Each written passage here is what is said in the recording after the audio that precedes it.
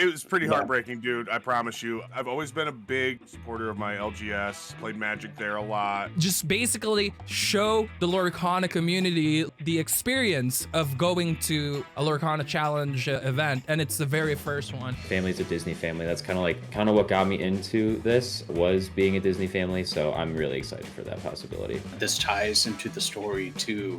So you're getting to play out this big fight with Ursula, and you're getting to see how this plays out. We're gonna start with Lee, then Levrim, and then Teddy. Are you guys ready? Yeah, okay. Let's do it. Yeah, how's it going, everyone? My name is Earlmeister, and this is the Loremeisters podcast.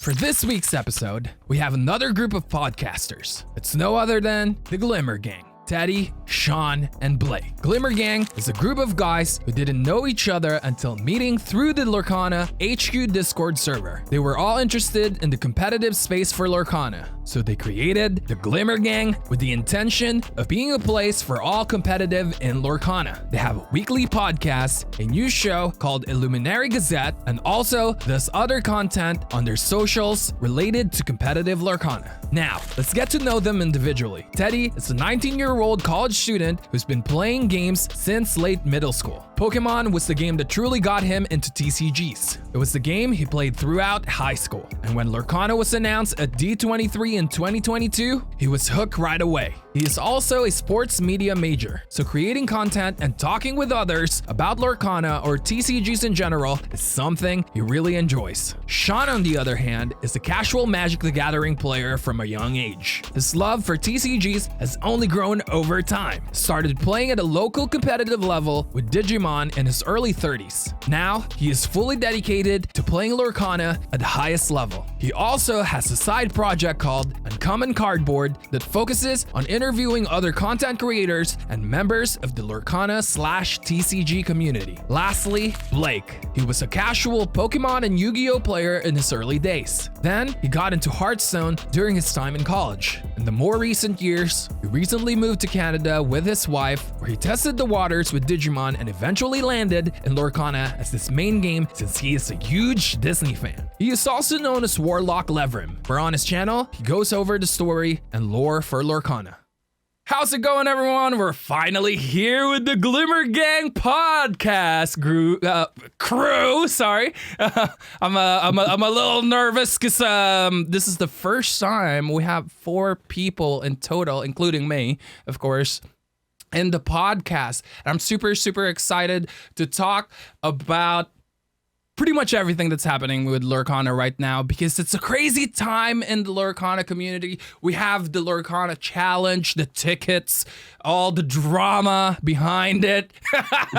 And we have a lot of new stuff that Lorcana just announced, new game mode, new cards, new products in general. And I'm super excited to finally get into this. How are you guys doing today? Anything you guys want to say to our crowd before we finally get into Lorcana?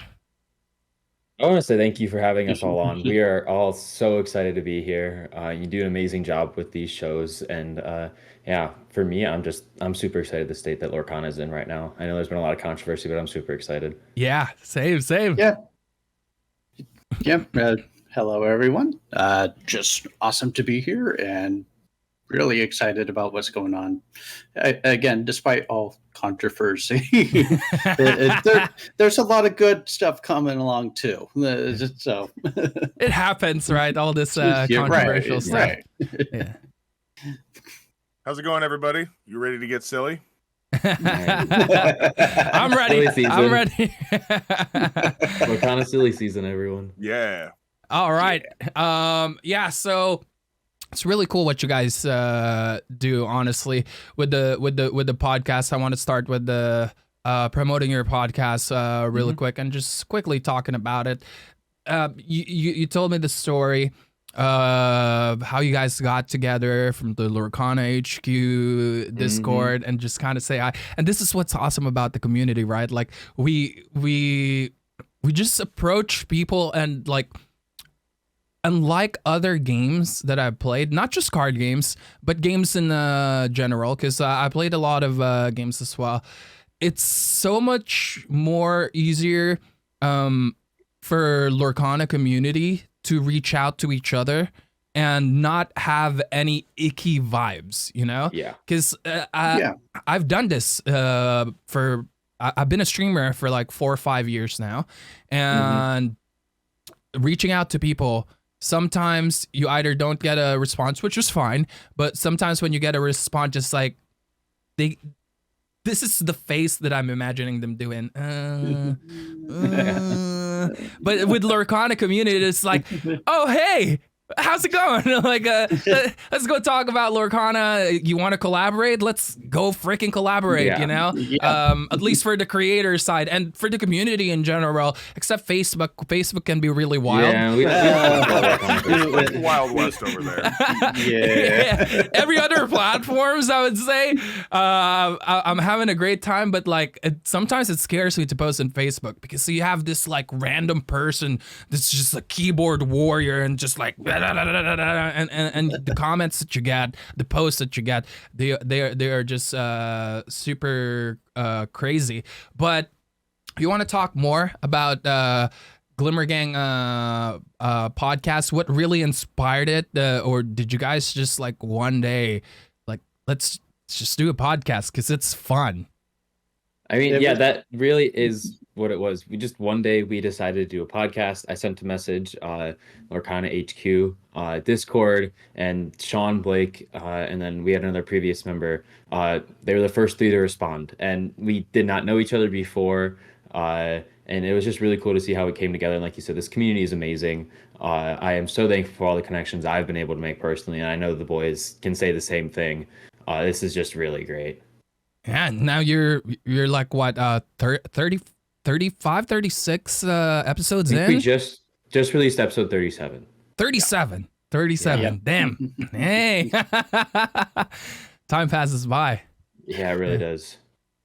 Yeah. I think what's really cool about it too is I've been doing the podcast for a few months now, and I think it works the way I do it. But also, when I listen to your podcast, I sometimes wish that I wish I had a crew like that. Like, you know, I wish I had the gang, you know, with me nice, doing honestly. this. It is nice to be part of this because I see like guys like you doing it solo, and having somebody to be able to just message in the middle of the night, be like, "Hey, what do you guys think of this idea?" Like Teddy often does to me and yeah, that's middle of like, the night. I see will it first say, thing in like, the morning. Our Glimmer Gauntlet that we're doing right now, that idea came to me at 3 a.m. Back in November, and I sent like probably a 5-paragraph message to them. It was a whole book. It was an essay. So waking up that morning was like, Teddy, what are we up to now? But it was an inspired idea. Like Teddy is definitely our idea man, and at it. If you guys haven't had a chance, you know, by the time this comes out, I think the Glimmer Gauntlet will probably already be done, or at least probably close to being wrapped up. So go and check that out because it's amazing. Yeah. So many good content creators, and it's for a great cause. So Yeah, and the link is going to be down below, everyone. If you guys want to check out all these stuff that we're talking about, make sure to go to the description, click that link, check them out, and all that stuff. Yeah, it's the idea of just having like 3 people in a crew. More idea, because the way I think is like 10 brains is better than 1. It's always better than 1, because sometimes I sit there and I'm like, okay, who should we, at least in the beginning, who should we have for this week, or who should I have for the future and all that. And I'm like, bro, why am I doing that? Like, the Lorcana community is awesome. Why don't I just message everyone that's creating content or professional players, right? I can't just message like a random person, because like it'd be weird to like just bring a random person. It's like, oh, who are you? Oh yeah, I just love Lorcana. Do you create content? No. Do you compete? No, I just love Lorcana. I don't think anyone would watch that. So by everyone, I mean like creators and players in general. But moving on from that, I asked this to everyone that comes into the podcast. How much do you guys collect when it comes to Lorcana? Do you have a set budget? Do you buy singles only, or do you collect every single card in the set, or at least one of each? I am very much the player that I buy the play sets that I need, and that's pretty much it. I'm not a huge collector. I never really have been when it comes to TCGs. Oh, we got a little lag. He's frozen. Let it go. Let it go. All right. Before we go back to Lee, you guys want to answer that segment real quick? Yeah. I'll go ahead. For me, I am collecting this a lot harder than I ever had any other games in the past. Oh, looks like you're unfrozen now. Yeah. We'll go back to yeah, we'll go back to you. But I've been collecting it harder. I've been mainly going for a play set of everything. Oh, nice. So yeah, I'm actually doing pretty well on it. I still got like a dozen or so cards for each set to finish up, but it's been pretty good. And I will say I'm not hunting down the Enchanteds. That's crazy. Super expensive. Any that I get, I'm like, yay, I'll have that in my collection, but I'm not going to go chase those any harder than I get from opening packs. But right now, especially, I'm in the mode of just buying the singles to fill out the rest of the collection. Nice.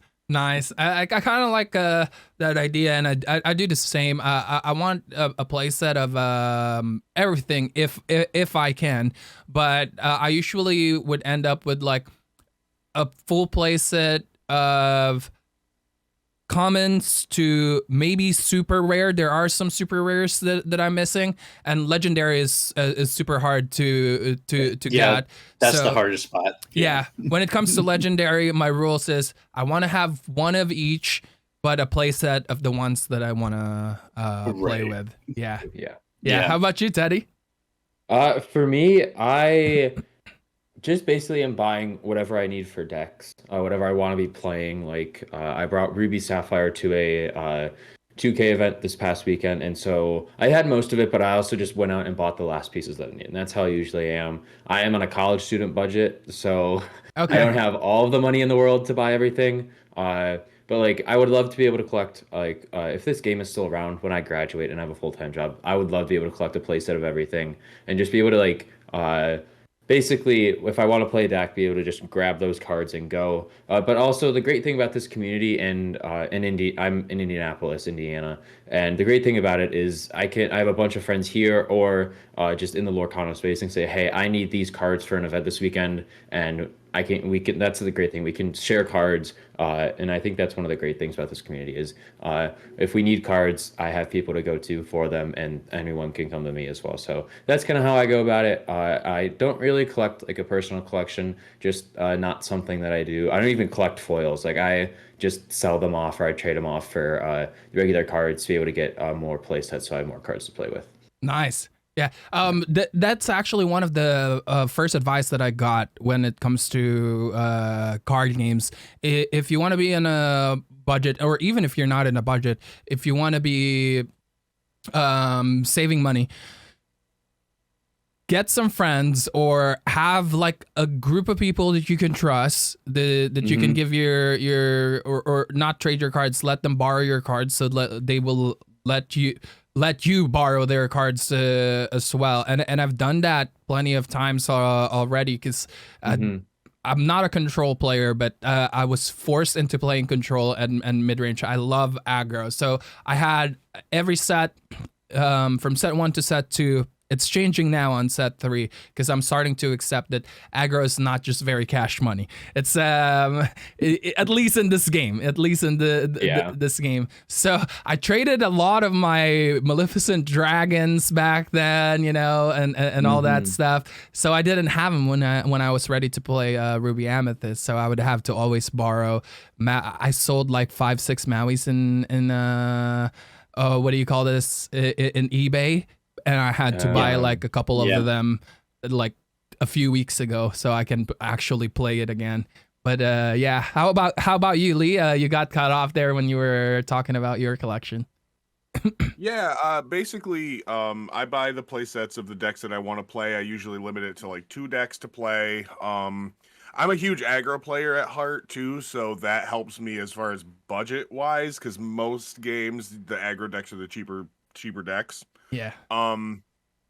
That seems to hold true in this game. But yeah, I'm not a big collector. I do have some pieces in my collection that I am very, very happy to have. And that's just pretty much because the opportunity presented itself and I couldn't turn it down. Yeah. Essentially. So, but besides that, yeah, and I do have, along with what you said about having groups of friends, that's actually what me and one of my really good friends have done as far as Magic the Gathering goes. Yeah.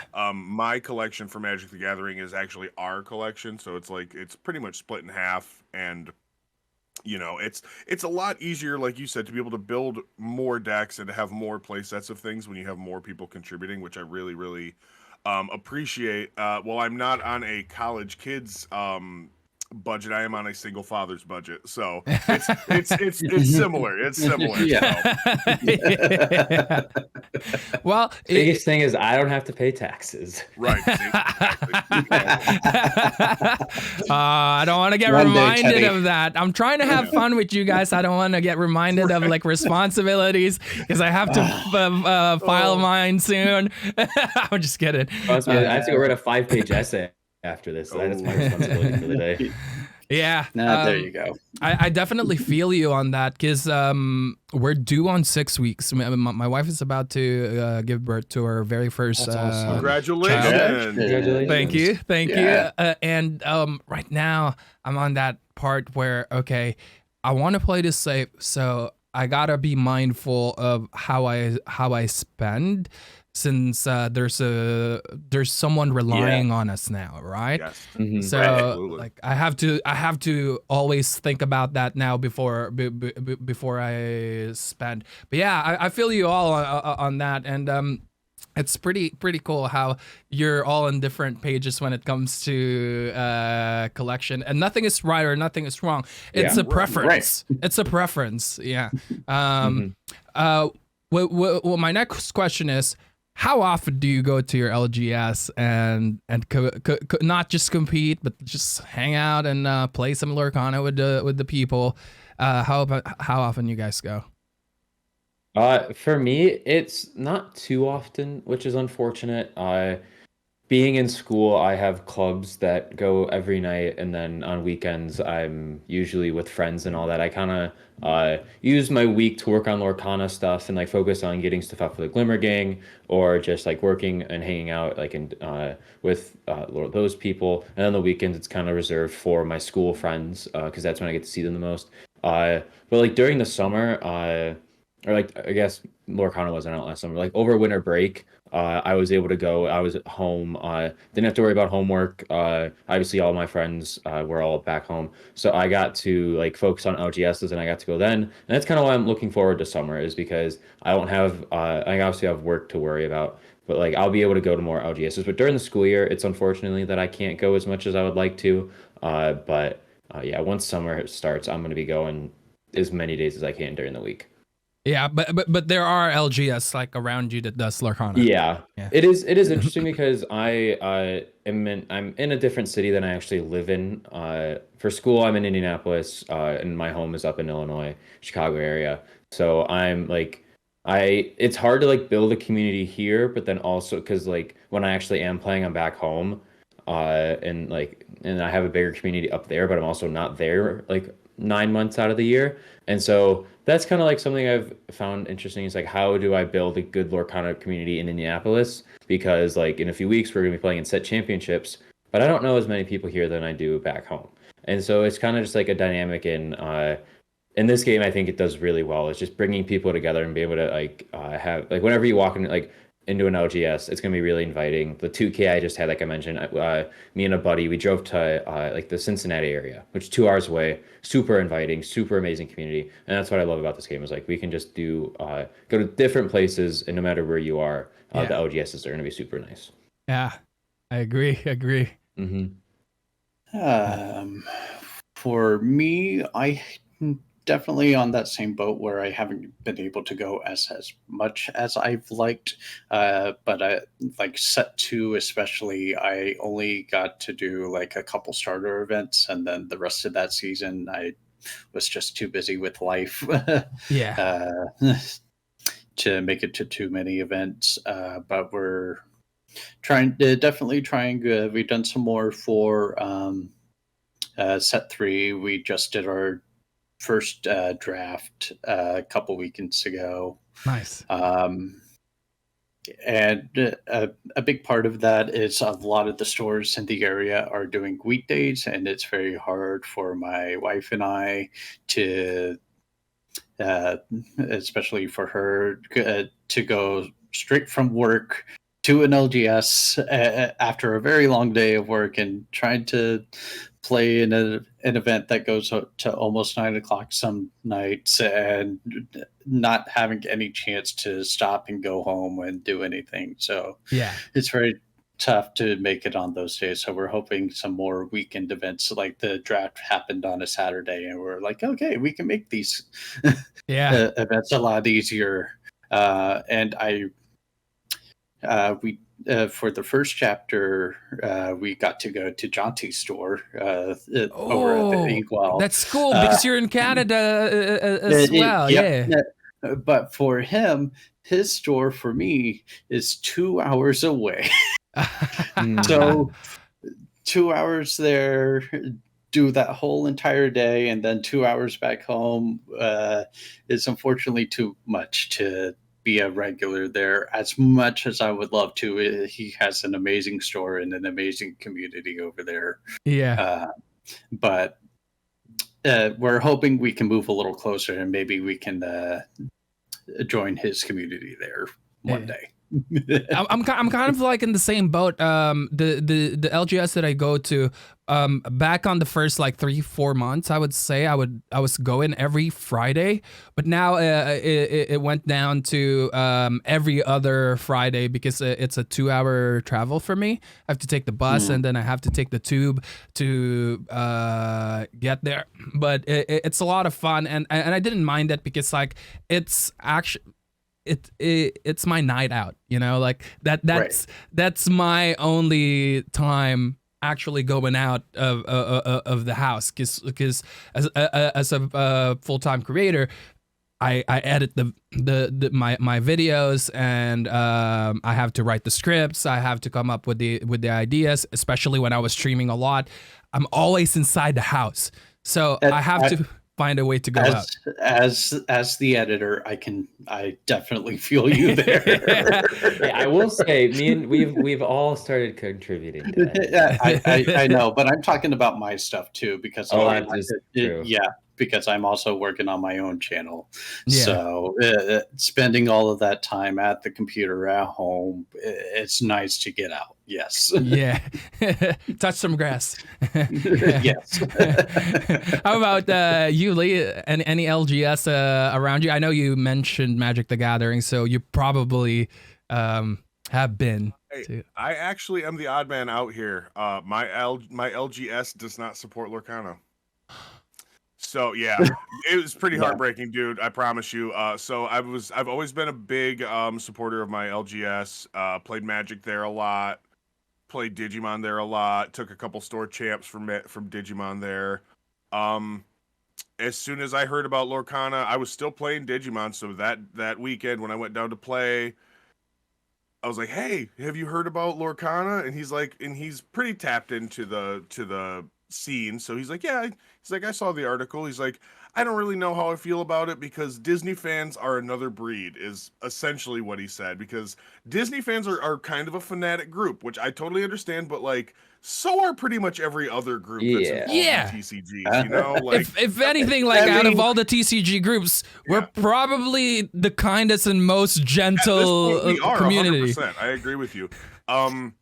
So that happened, and then I think when right around Gamma, Gamma last year before Gen Con, he goes to Gamma every year.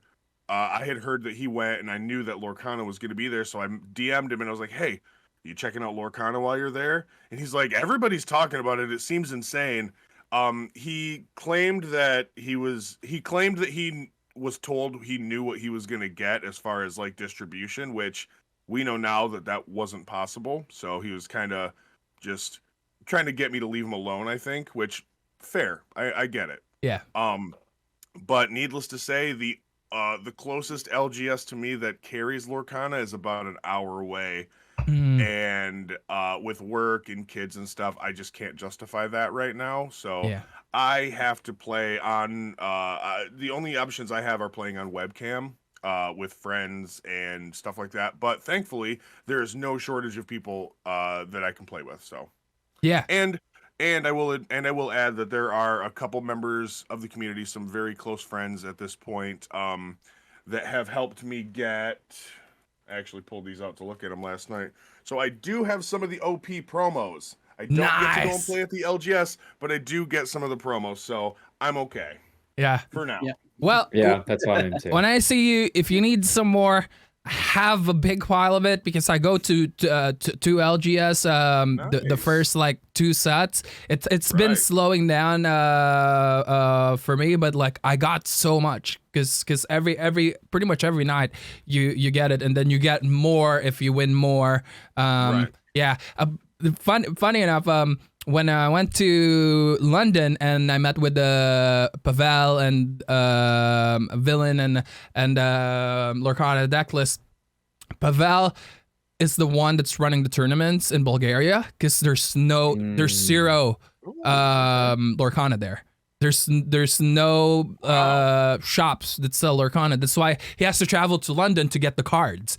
And he has to buy so many products for the people there and extra products for the tournaments that he's organizing and throwing for everyone so they can keep enjoying Lorcana. He's a really, really nice guy. So he was actually buying other people's promo cards so he can give some to the people there. Just imagine like if you're there and then you don't get access to Lorcana, like one promo card is gonna be like such a big deal for you, right? Yeah. And I'm like, bro, I brought my whole collection with me. I'm like, let me see what we got. So I took a bunch of like spares and I'm just like, here. And it's like, how much do I owe you for it?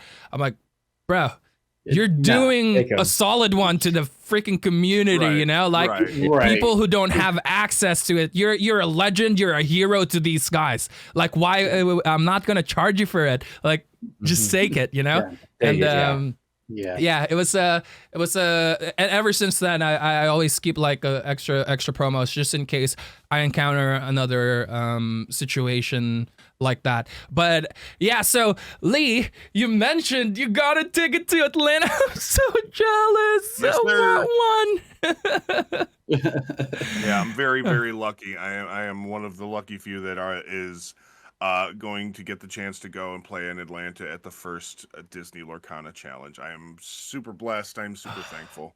Yeah, that's so cool. Like, what do you call this? Ours sold out in a second. I literally click refresh after the refresh. It's sold out. I'm actually super sad because like I have this whole plan as well. Like, obviously for my selfish purposes, I wanted to go there because it's gonna be fun and I want to enjoy that. But also, for my job, I had a whole vlog idea of filming the traveling, going there, Yeah. filming the culture and the food around, filming the venue, filming the some of the games, just basically show the Lorcana community like the experience of going to a Lorcana challenge event, and it's the very first one.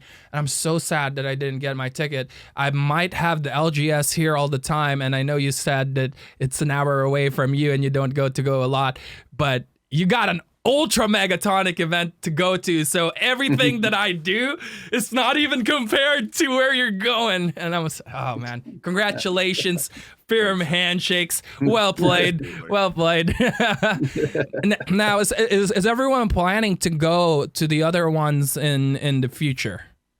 Yeah, Yes. I think for me, Chicago is my home city, and it's my birthday weekend, so I am going to try my hardest to get a ticket for that weekend, just to be able to experience it. And I'm only an hour away, and I'll be home for the summer. I'm only an hour away from the convention center, so I'll be there no matter what. Even if I don't get a ticket to play, I'll still be documenting the weekend and just being able to like enjoy it because it's just I know the area, I know the convention center, and that's kind of like those was kind of cool for Gen Con for me as well, because I go to school right near Gen Con, and so everyone got to come down. I got to show everyone like kind of like my second home city, and so and obviously like the Chicago tournament isn't really in downtown Chicago. It's like probably like an hour outside the city. Okay. At like Rosemont or Roseville or something like that. Rosemont, yeah. And I kind of expected that just because Chicago, well, it's an amazing city. It's not. It's kind of they don't have the greatest convention centers. They have a really nice one, but I'm guessing it was probably booked out. And it's just harder to get more people in there. Hotels are gonna be way more expensive. Yeah, I'm trying for Chicago. That's probably the only one I try for, just because I have other things to save up for and other things that I have to kind of like budget for. But then I'm hoping to get to Worlds or Nats. I think it'll be really cool to be at the first Lorcana Worlds. But yeah, that's kind of my Chicago is my big focus right now, just to be able to get that as a fun little tournament. Yeah, it's gonna be so expensive to go to Worlds for me, because I'm almost 100% sure it's gonna be in NA. So like, my bet, safe bet that a lot of people have. Yeah, I think my bet is Nats, for at least the US Nats, is going to be in Disneyland, and then World is going to be in Disney World. Yes. I think Disney World is a pretty safe bet, just because one, it's Disney World. Yeah. I mean, it just feels right. Yeah, so I mean, it just feels right, and that place is amazing. My family's a Disney family. That's kind of like kind of what got me into this was being a Disney family. So I'm really excited for that possibility. Nice. Yeah, exciting times. How about you, Levin? For me, going to be trying Chicago as well. Just so I believe all three of us are going to be trying for Chicago, so we can all meet up for the first time. They got to meet up at Gen Con last year. I was unable to make it at that time. So to finally get to meet up in person, we're hoping that we all get to go to Chicago. And then, of course, since I'm in Canada, I'm definitely going for the Toronto. I actually pretty much live in Toronto. Yeah. So that's going to be super convenient. It's super convenient. But the only concern is it's the one in Canada. So availability, everyone in Canada is going to be wanting to go to that one. So yeah. I may just go to attend, even if I don't get a ticket, and just go check it out. But yeah. I mean, and you got to figure, even at these big places, as long as you're waitlisted, there's a chance you could still get in if somebody doesn't show, right? Yeah, they're still working on increasing the numbers. And I know we just got that announcement yesterday that they're going to be doing that. And they've put a freeze on the next few events until they get that sorted out. So hopefully they'll increase it enough that everyone gets a solid chance to go to these. Yeah. please resell some tickets. I really would love to go to the very first one. We're thinking of you, and we're hoping you get there. Yeah, yeah. So you're going to Atlanta, Lee. You're planning to go to Chicago. Are you planning to go to the other 4? And by the way, I just want to mention this. This is unfair, Ravensburger. Why do NA get 6 of them and we get 4 in Europe? We have more countries here in Europe. I know technically all the countries here combined, it's not even as big as all the 50 states, but still, why do NA get 6 and we get 4? Just wait until next year. We'll get 10 and you'll get 8.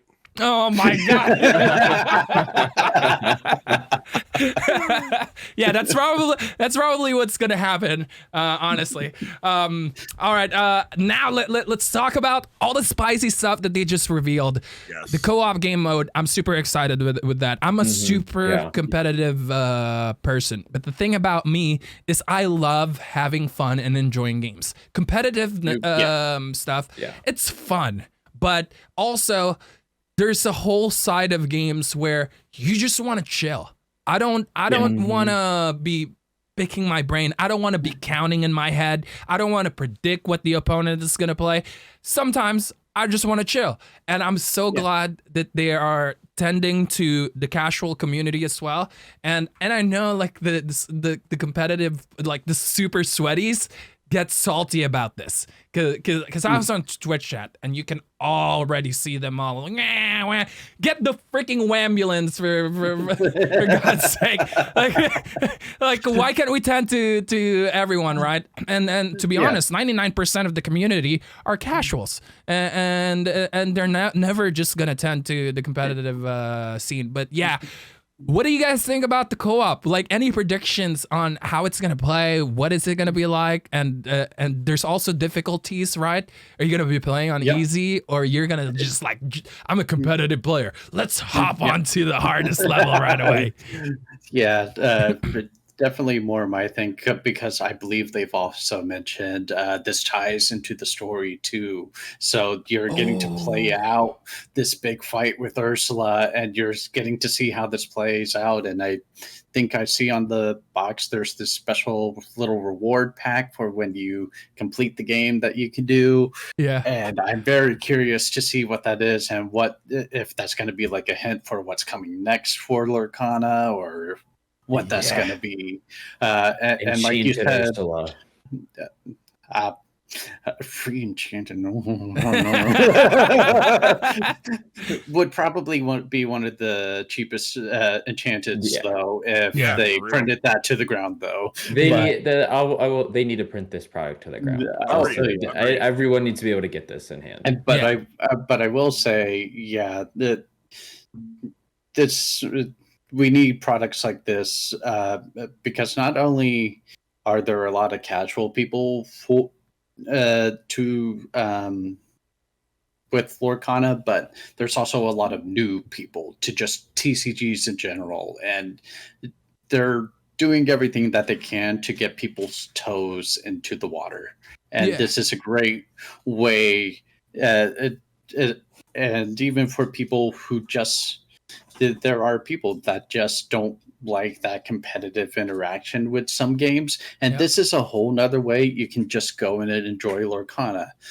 Like, it comes with the 2 decks, but you can actually bring in your own deck. Bring in your own deck. You can have up to 4 people playing and just have a family game night with it, and that's just an amazing product, and just a whole nother way to enjoy Lorcana, and I just love it. Yeah, honestly, like I want to go back to what I was saying. Like, the 99% of the community is casuals, and going to what do you call this? Set releases on local game stores, or the one that I did for set 3, I went to the actual Disney store in London. Pretty much everyone that I talked about, they don't play it the way like I play the game. Like, competitively. Like they have no clue what it is. Some of them are really intimidated by it. Some of them has tried it but can't pick it up, but they've been supporting Lorcana for 3 sets. Like they're collecting. They just love the cards as well. And I think a product like this, like what you said, is a great way for them to finally step in. Okay, there's no pressure because I don't have to play with anyone but myself and the game that they made for me. And also the lore that you said. How could I not think about that? Like it's the quest for the game. I thought it would be just like a challenging co-op game, and I never even thought about like the lore part of Lorcana. Yeah. That's what I focus on. So it's exciting. Are you guys gonna be playing it too? Are you gonna get one? Oh yeah, 100%. Yeah. I play Marvel Champions a lot. And that's like co-op. I play with I got my dad to play it. My family is like a big board game family, not necessarily like trading card games. Like they like to tease with me about like Glimmer Gang, and they call it the Glitter Gang whenever I'm home, just to razz on me. But they know what I do. They know how much I love this. And so playing Marvel Champions and have that be a co-op game, I'm really hoping that I can use this as a jumping off point to get like maybe my family into Lorcana, and even if like they don't ever play like competitive, which I don't expect them to, but even like just be able to like teach them how to play the game. And I think that is what is really cool. Is this is going to help so many families teach the game more. I know like in a previous podcast, Sean mentioned that like this is really good to be able to help teach his kids and all that. Very much looking forward to playing with my boys. This one right here. That's exciting. Yeah. Did they try Lorcana at all? They see you play it and all that? My oldest, I have played a couple of games with him. He was really into Digimon with me. He actually went to my LGS with me and competed at locals. Nice. He did okay. He doesn't have as much of a draw. I think with Digimon, he liked the art style and he liked the character designs a lot, which really drew him in. Yeah. He's not a big Disney kid. He's not a super big fan of Disney stuff, especially a lot of the older stuff. And this is my fault for not introducing him to a lot of this older stuff, but he doesn't have that same connection to it. So he plays it because Dad plays it, but I don't know that he's going to be wanting to play it like he did with Digimon, but he enjoys it. Yeah. Yeah. I do like the art for Digimon too. I grew up in that era, like so it was Pokemon, then Digimon, and I don't know if you guys remember Monster Rancher. You guys remember Monster Ranger? I used to have the PS1 game for that too. You pop it open, you put CDs in there. Yeah. Oh man, good times. Yeah. See, this is like, what are you guys talking about? Dude, this is the fun thing. I get to age them so much on our podcast. It's so fun. Like you guys are talking about like the release of Pokemon and the release of Yu-Gi-Oh. Like I was not born for the releases of those games. I was born. That's so like, true. I know. Yeah, 2004. I was not around for a release of most major TCGs, which is kind of wild to think about in a way. Now that like, I guess in like the community, at least like creator space, probably the next closest one in age to me is Brandon or B Squared, and he's still 6 years older than me, which it is really cool because. To be like the owner, I'm looking up at all these guys. They've had so much more experience in the game, and like whether I'm looking at like competitive side or like casual side, or just having a group of friends, it was really cool to be able to have all these people who have been more involved with TCGs and kind of get to learn from them in their past in all these games. So I think one of the reasons why sometimes I go to YouTube, I look at my my stats and stuff, and the most people that I have is like 25 and up. I think one of the reasons why you don't see people your age like doing this a lot. I mean, there are a lot of people like sometimes Pokemon and all those. It's because of budgeting as well, right? When you don't have a full-time job, it's gonna be hard to collect or to even buy an Ultra Megatonic deck. To compete with. It could be pricey sometimes, unless you everyone, if you haven't heard of Zach Bivens, go check out his deck. It's like $30. $60. Yeah, Or 60 bucks. Yeah. I will say that it is a difficult deck to pilot. Yeah. It is not super intuitive, but it is budget, and you can learn it. Just you got to sit down and grind some games out. Yeah. I also wanted to add, going back to Teddy, being in college, I pictured the co-op game just one night, like inviting a special romantic friend over, and then you see this rose petals leading to the kitchen, right? The table, romantic dinner, and they get there. And it's a box of the co-op game and a box of pizza.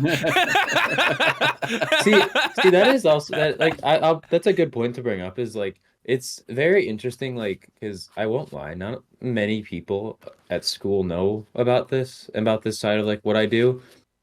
Just because it's like my roommates know, obviously, except to tell them to be quiet when I'm recording and all that, which is always a fun conversation. But it is a very interesting dynamic because like all these people, they're going out at night, they're like just doing stuff, and then I'm just in my room editing. And I always get asked what I'm doing, and I'm saying I'm just editing video, and it goes along with my major, so it works.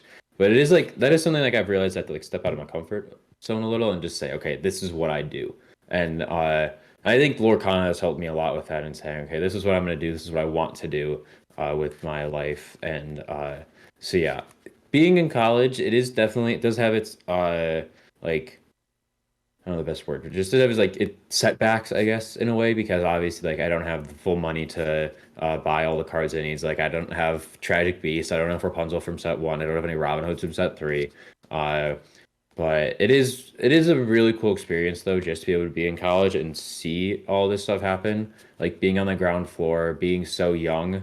I've mentioned this to Sean a lot. I was like, I can't wait to see where I am in this space in like, what's that, 17 years? When I'm at his age, like what's going on there, where my life is at in this game. And that's something I'm really looking forward to. Just this game, Lorcana has brought so many experiences. And whether Lorcana is around then or I'm playing a different game, I'm really excited. Yeah. I honestly, props to you, dude. I mean, like about 10, 12 years ago when I was in your shoes, what do you call this? I didn't have the courage to do what I wanted. Like I gave into peer pressure. I was one of those kids that you were talking about that's out at night, and one of the things too is that with my friends, and a lot of them are like closet gamers too, is what I like to call them. Like we go out, and then I start talking about all these like interesting stuff with like video games or games in general, or like pop culture stuff, and they don't want to talk about it. All they want to freaking do was drink and chase girls, and it was such a toxic environment, and I didn't have the courage to because it's either I do my own thing and not have friends, because none of them wanted to do any of that, even though they actually do it because it's not cool, you know. And yeah, I just wanted to say, like, yeah. That's really cool of you to do what you're doing. That takes a lot to do, honestly. All right, I wanted to go to a couple of fun not that the segments that we did was not fun, but I like to play a game with the guests here. We're gonna play the Band a Card game. I think I've heard of it. Yeah. So we have 10 seconds. We have 6 inks. I'm gonna say an ink, and you name a card that you want to ban from that ink. In that ink, okay. Yeah. Okay. All right. So we're the way we're gonna do this, so we can do it smooth because there's a lot of us. We're gonna start with Lee, then Levrim, and then Teddy. Okay. All right. I'm Are ready. you guys ready? Yeah. Okay. Let's do it. Amber, 10 seconds. Go. Amber, probably One Drop Cindy, the singer. Okay. And we'll Take away discuss that all early of this. advanced song. Yeah, we'll discuss all of it after. Yeah. For me, I'll do for Amber bare necessities. Sure. Okay. Teddy? I'm gonna go Doc. I think if we ban Doc, that would be really interesting to see what happens. That basically kind of takes out a lot of stuff there. Yeah. Number 2, Amethyst. Oh, an Amethyst. Let's go with Goat. Oh, I'm actually going to have to agree with that one. Yeah. I'm gonna have to say Fox. I think. There we go. Yeah. Wow. Let's get the whole package out of there. Yeah, Yeah. take that out No so we more can get to bounce. play some new cards. Number 3, Emerald. 10 seconds. Go. What color? I'm sorry. Emerald. Emerald? Yeah. I don't want to ban any emerald cards. That's my favorite color. You have to pick one. Ursula's companions, or I can't remember what it's called exactly. The Curse one drop. Merfolk? Yes, Curse Merfolk. Curse Merfolk. Yeah. I'm gonna go with yeesh. Running out of Prince time. John. Prince John. Okay. Prince Teddy? John. The Yeah. set 2-1. Yeah. I'm gonna have to piggyback off that. I'm gonna say Bucky. Ooh, Oh, okay. Number 4, Ruby. 10 seconds. I want to say be prepared.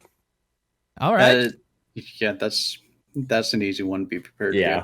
Yeah. Yeah. All right.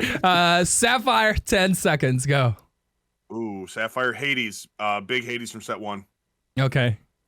I would have to say Friend Like Me. All right. I'm gonna say 6-drop Gaston. Gaston. Okay. All right. Last one. Steel. 10 seconds. This one is a spicy one. Shift Robin Hood. Let's see. Yeah. The obvious one. Whole New World. Yeah, I'd say whole new world. Yeah. That's where mine went. Yeah. All right, those are some fair answers. The only thing that I would say, we can keep discussing it. One thing that stand out like me, for me was a Friend Like Me. I love that song. Do you hate the genie? No, I actually love the card. No, that's one of my favorite movies. I love the song. Oh, no, it's not the song itself. Oh no. It's just one of those cards that I see. Like he's digging himself a hole. It's one of those cards that I see in the future, like that being like a whole new world where something is going to come along and make that card crazy. Yeah. So I feel like that's the one card that Sapphire has that could eventually become a problem. Yeah, right now it's not getting played a lot, but in the future I can see like a very high curve deck and a high cost curve deck, and they would do that, and it won't hurt them as much, even though the opponent would like Right. get to like milk it first. But yeah, the first thing that came in my head when you said it, I'm like, he must hate the genie, and I think I know why. It's because Will Smith played it and then he slapped Chris Rock, and I'm like, that's probably like you would never have a friend like me. I will say I have not seen the live action Aladdin. Whenever I think of Aladdin, I always think of the original. Someone needs to edit So that, I always please. think Robin Williams. Yeah. I mean that's the OG genie for all of us. It's what we grew up with, right? But like someone needs to edit now. Will Smith walking up to Chris Rock with this genie. All right, that's funny. Jared, we need the meme king. For real. Yeah. All right. I was gonna ask, did you guys wanted to discuss furthermore of like why you pick some cards and stuff? What did I pick? I don't even. Oh, okay. Amber. I don't. Yeah. Bare necessities. I don't know. That was kind of the first one that came to mind. Just feels like that card could be too powerful in a day. Obviously, it does kind of combat what we need right now. In getting rid of like Be Prepared and a lot of these songs and locations too. Yeah. Her Amethyst Fox. I think that card just too good. I could live with goat being in the format, and obviously we have snake. But when you're able to bounce something, if you're able to, you have a goat on the board, and then you play fox, and you gain you can quest, gain a lore, and then you can also challenge something on your Yeah. opponent's side. That's Such an disgusting. ultra megatonic combo. Yeah, for real. It's so good. And that's I think that one. Emerald. I don't remember what I said for Emerald. Oh, Bucky. Bucky, yeah. I just don't like that deck. I'm sorry, Sean. I don't like that deck at all. You don't have to like it. Emerald, Ruby, be prepared. I mean, everyone's gonna say be prepared. That card is Get so that board wipe broken. nonsense out of here. Let my aggro deck last a couple. Come on. It is kind of ironic though. With Star Wars Limited just coming out, they basically created that exact same card in set one in their first set, which is really interesting to see. And Sapphire, Gaston, it's a good card. I just think it helps those decks get back in the game really well. And I think obviously the 3 lore and the Lucky Dime is really disgusting, and I think it would be interesting to see what happens if that card is not in the game anymore. Yeah. And then Steel, A Whole New World. That's kind of like that, like Blake. So that's the obvious choice. It's just wheeling someone is too good, and obviously, like I think in my past tournament, I got wheeled on turn 2, Amber Steel, baby Queen, and then Shift Queen on turn 2. Yeah. Song No, yeah. Wheel. Got everything out of my hand that I needed, and it's just kind of like, oh well, that's unfortunate. So that's the reasoning behind my 6 cards. Yeah. Lee, Levern, you guys want to talk about the bands that you picked? I'll stand by my decisions. No further comments. I explained my one out there one. I think I'm good on the rest. That's fair. That's fair. I will say my Amber pick is One Drop Cindy. I just think that can generate so much value for the Steel Song deck in particular, with being able to sing all of like the low level singing damaging cards that can really disrupt the other player. Not to mention Bare Necessities and all the other nonsense that she could sing super early. Yeah. What did I say for what was next? Emerald? Goat, for obvious reasons. You can just, if you get to a certain point in the game and you have a goat in your hand and a way to bounce it, you win. Yeah. Let's see. Emerald. I was really nervous. I don't actually think that card should be banned. I'll just say that. I couldn't pick another one. Yeah. That's all good. Be prepared for obvious reasons. I just think that it shuts down a lot of the strategies a lot of people do want to use as far as like mid range and aggro go. What did I say for Sapphire? I don't remember. Hades. Oh yeah, Hades. I just hate playing against that card. It gets rid of something on your side of the field to generate such value. It's crazy. And it's Sapphire's Lady Tremaine. Yeah, right. Exactly. Exactly. Yeah. And then in Steel, I think that we've seen how absolutely dominating that shift Robin Hood can be, and I think if you took that away and still left Sad Beast, I think that leaves Steel in a still okay position, but not quite as powerful as it is now. Yeah, I mean, you can shift it on 3. It's a big body. They can't remove that with Medusa until turn 6. It's there in the board, annoying everything, and it doesn't die to the fox. So like that's one of the things that I like about it. This last segment that we're gonna do one last one before we call it. This one is your favorite card segment. We want to get to know a little bit more about you. There's 5 questions, and it will only take like it's another 10-second segment. Correct. So the first one that we're gonna talk about is number 1, favorite character to play. Favorite character to play? I would say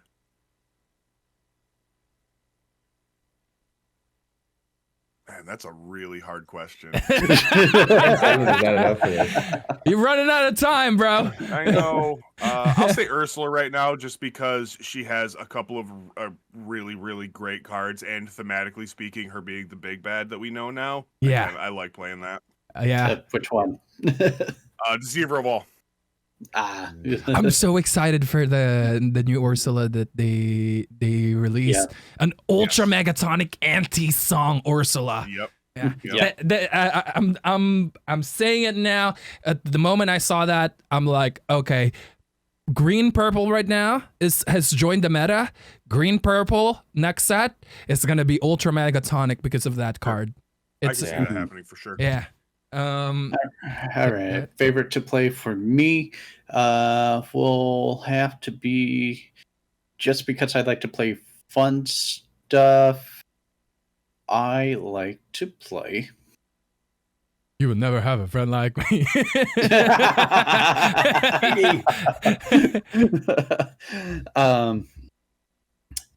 I like Wayward Sorcerer Mickey. I like my brooms. Nice.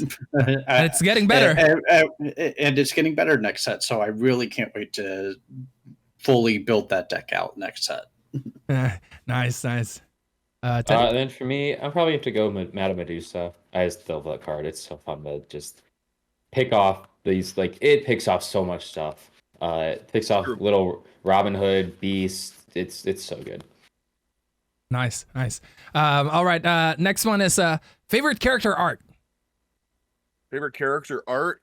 I'm gonna go ahead and say my favorite character art is gosh, what was that? It was from last set, and it's Arthur, but it's Enchanted Arthur. I think that art is amazing in this game. I think no Enchanted. I keep forgetting to say that. Okay. Because that will be the next question. All right. So I will say, as far as just art goes, I'll go Honey Wizard. I think that art is phenomenal. Yeah, I really hope that the card was playable, but because like I like playing cards that has really, really cool art. Like Go ahead, Lover. All right. Favorite art that isn't enchanted. I would actually stick on my genie and go from the genie from the set, the Sapphire one that's stuck in the card box. I just love the style of it, and just the fourth wall breaking almost with it. Not quite breaking those walls, stuck in that art. Yeah. Teddy? And then I'd probably go with the Robin Hood. We just got this set, the John Lauren one. So amazing. He's such a great artist. Yeah, that's a nice one. Yeah, that is a really, really cool art. Solid card to to play. All right. The next one, you guys already know the question. Favorite Enchanted. I'm gonna go with a different card because I'm gonna consider things that aren't just the art about it. I'd say probably my favorite Enchanted card up to this point is going to be Enchanted Morph.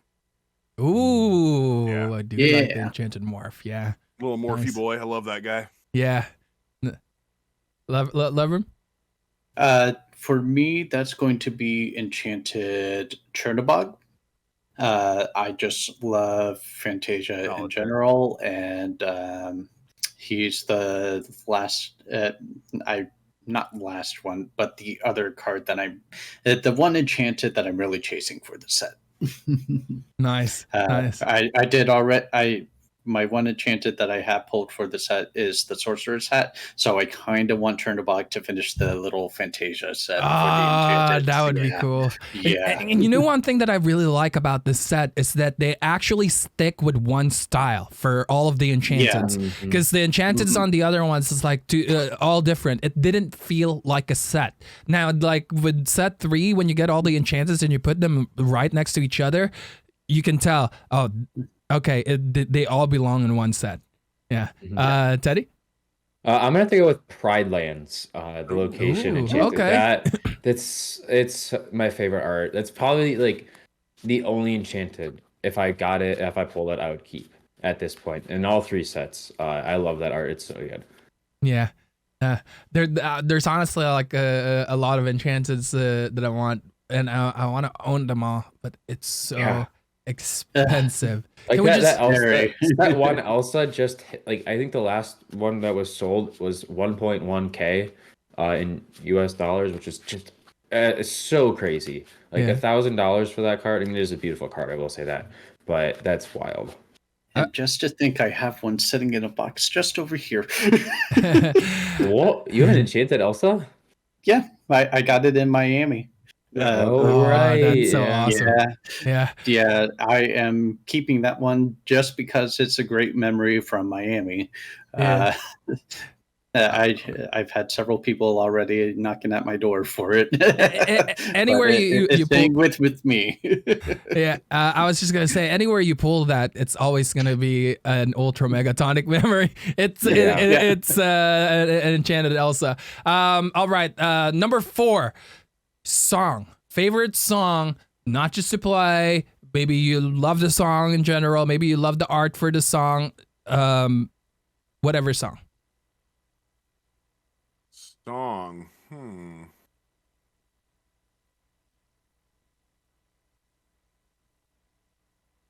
Don't we have isn't the Hercules song the Emerald one? Isn't that a line from I can go the distance? Yeah, actually that's the title of the song, Go the Distance. That's it. That would be it right there.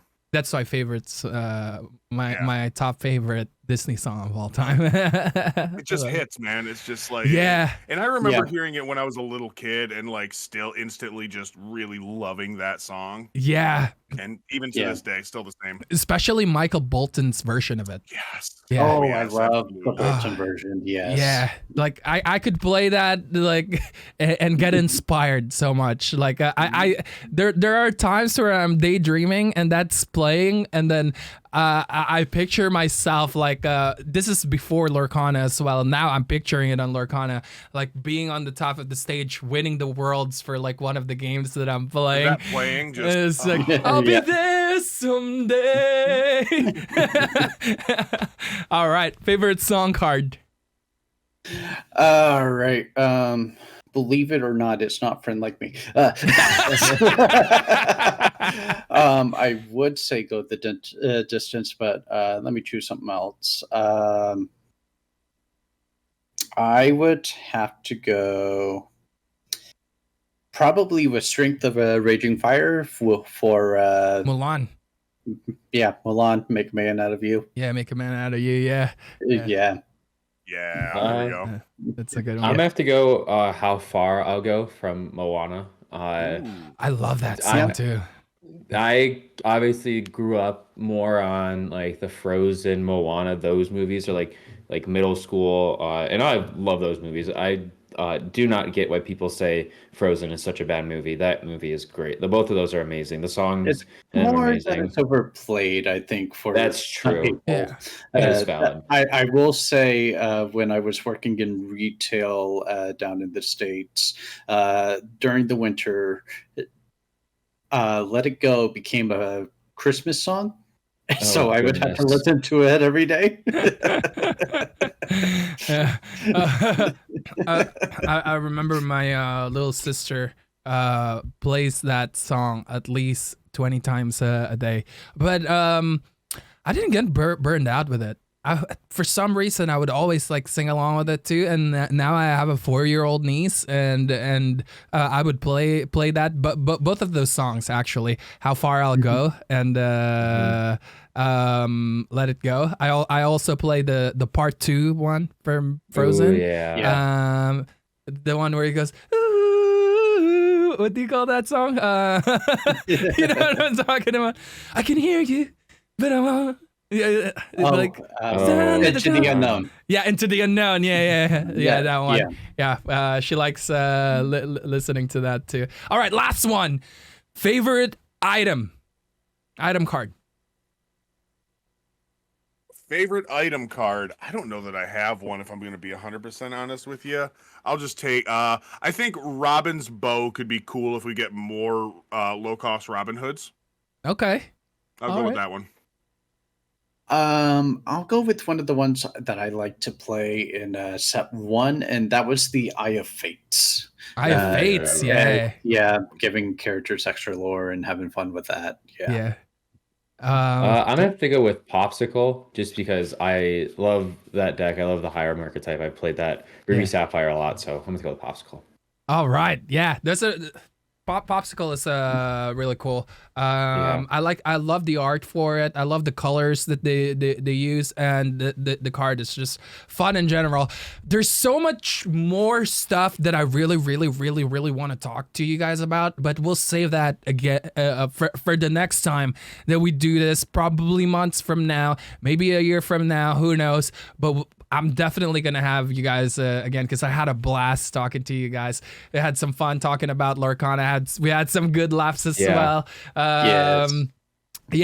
I just want to say thank you so much. Like what I said, there's so much more that I want to talk about. You know that feeling when you have to say bye to the people that is really fun to hang out with, and you don't want to go home. You know, the party is still going, and in the parking lot for a few more hours just chatting. I feel like that because I'm gonna go away after this, and you three can still stay together. I'm just kidding. Well, I just want to tell the crowd, thank you very much for always watching the show. I appreciate you guys tuning in. And also, I just want to remind everyone that show some love and support for our guests. We're going to have their individual links down there. And we're also going to have the Glimmer Gang podcast link down there. Basically, all the socials is going to be down there. So make sure to click that, click the sub button, click the bell button, click the follow button. You know what to do. I don't need to explain it to you. But before we leave, any closing remarks you guys want to make? I want to say thank you for having us all on. This was a joy to talk about Lorcana. We love this game, and we can't wait for more conversations in the future. This game is going to be so awesome. We're just getting started. We're starting. The Lorcana, I feel like, is starting to hit the ground running now. Obviously, there's going to be these kinks. There's going to be things that happen before it gets truly settled. But this game is in such a good place right now, and I'm so excited for it. Yeah. I mean, they're pretty quick to act on it too. The second day they hear the feedback, they're like, you know what? We'll find a way to make it better. Yeah, 100%. All right. Yep. Larry, Lee, anything to? Yeah, I had a great time on this. Thanks for having me, and definitely down to be on here again. Awesome. That's great to hear.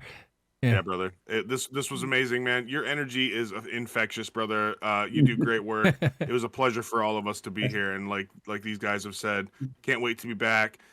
Can't wait to maybe have you on the Glimmer Gang pod at some point. I would love to have you on Uncommon Cardboard at some point. It just, just sharing the love around. This was amazing. Yeah.